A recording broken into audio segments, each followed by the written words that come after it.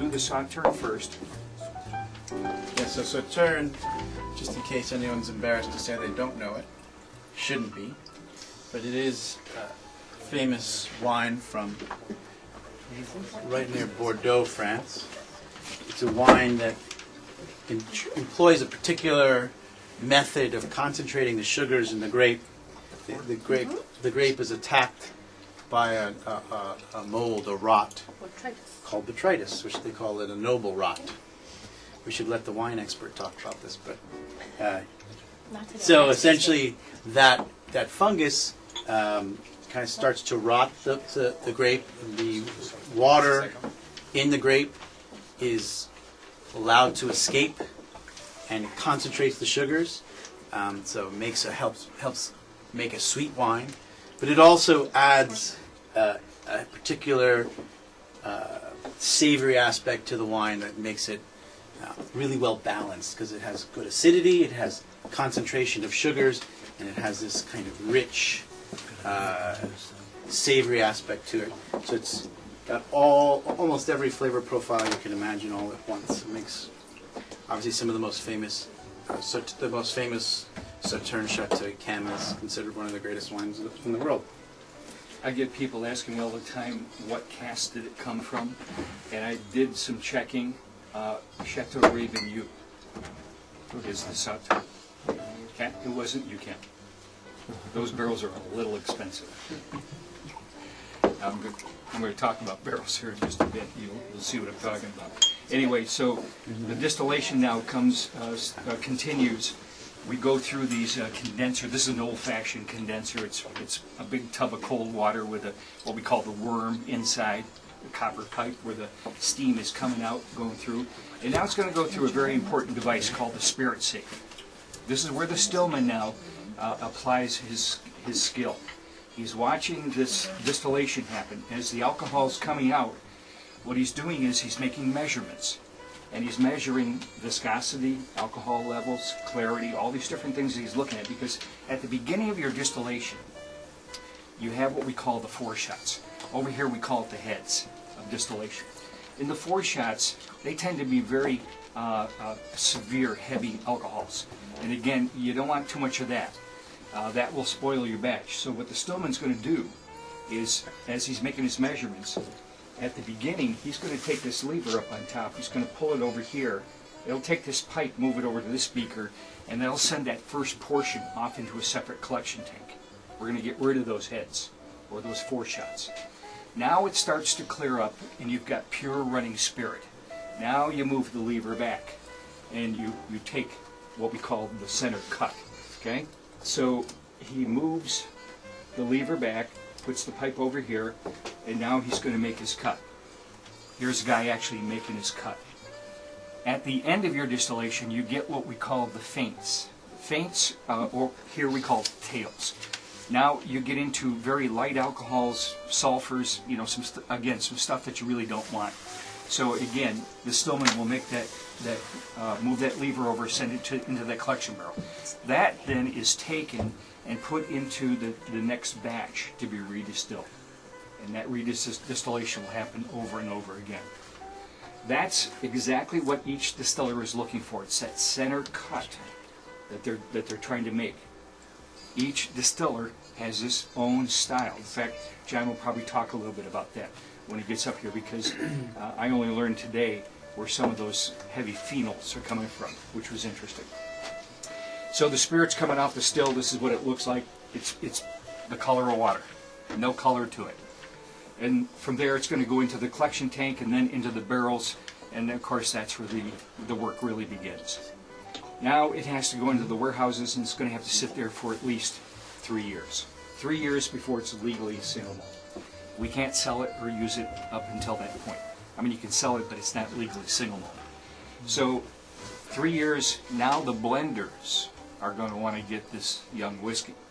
And that's exactly what they're going to be using, 3, 4, 5, 6-year-old whiskey. We have to get quite a bit older before somebody's going to really be interested in single malt. So you can see the investment here. In all the work that's been done, think about everything that's been done up till now. We took the barley and then we soaked it. It started to sprout. We dried it. We ground it up, put it into a mash tun, put the hot water in, stirred that up, took that liquid, put it in the fermenters, fermented it, turned it into beer, took the beer, distilled it, put it in the barrel. You still don't have single malt. Now it's going to have to sit there for 3 years. I mean, you've gone through a lot of work and a lot of effort and a lot of money to get to that point, and you still don't have single malt. It's a huge investment, huge.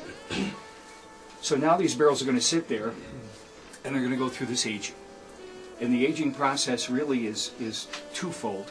I mean, there's a couple of things that happen. You get oxidation, and you get evaporation.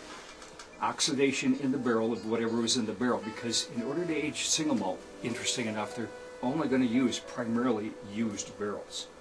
And this is where you get into some of these finishes. Each of the barrels are become very important in terms of what you're going to get out of that barrel and the quality of that wood. The quality of the wood is going to determine a lot of the character and flavor and nuances that you're going to get out of these single malts. So wood now becomes really important. I want to show you the 3 basic barrel sizes that are used. The more popular size, one of the more popular ones, is the one in the center. It's what we call a hogshead. These are wine barrels, coming from all over the place. We get wine barrels from everywhere. 250 liters, about 55 gallons. Very popular size barrel. The one on the right is one that we love to get, but they're quite a bit more expensive. Those are sherry butts. And these sherry butts come from the bodegas in Spain where they're making their sherry wines. 500 liters, about 110 gallons. What's basically going on in these barrels, depending on what was in it, is going to determine the color. So if I have sherry, I'm going to get a lot of dark color. If I have wine, white wine, I'm not going to get as much color. And all these colors are going to be transferred based on what was in the barrel. Well, here's a bunch of bourbon barrels, okay? And I'm showing you these because bourbon can only be used once. The barrel can be used once by U.S. law. 1965, the U.S. government imposed this regulation. The barrel has to be brand new, white oak charred, used once, then discarded. So it works out well because a lot of the companies over in Scotland, distillers, are also bourbon producers over here in the States. So the end result is they take the barrels, here's a bunch of empty bourbon barrels, they're going to send them over to Scotland, knock them all down, send them to the coopers are going to refurbish these barrels, put them all back together again, and they're going to turn them into aging whiskey barrels for Scotch. Well, there's a trick, and the trick very simply is to maneuver a bourbon barrel up to a hogshead. And the way they do that is add a couple of staves and make the barrel larger. And they're doing it, making it larger because the larger the size, the longer it's going to last in the warehouse. Think about it. In the warehouse, you've got this evaporation going on. And this evaporation, there's a formula that we basically use, 5 plus 2. 5% of the fill you lose the barrel the first year, 2% each year thereafter. So you can see what happens in a 10-year-old single malt. You're going to lose about 25% of the fill.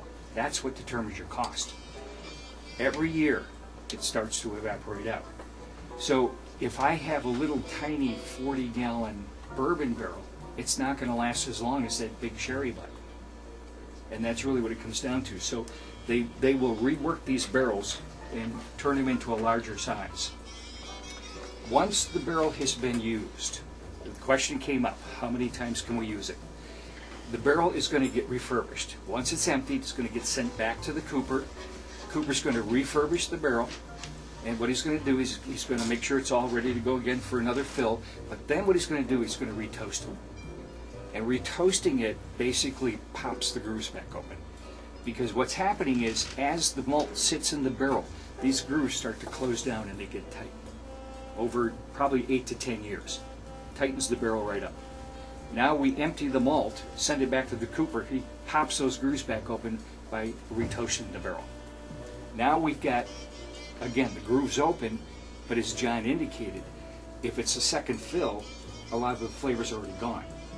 You'll get some the second time. You'll get a little bit the third time. By the time you hit the fourth time, it's pretty well played out. Because each time they do this, they're going to have to toast it harder, and harder, and harder, and harder, until eventually it's just, the barrel is Toast. Toast. Sorry. I'm glad I didn't have to do it. Anyway, but, okay, so we tasted the Sauterne. Do we taste the port? Okay.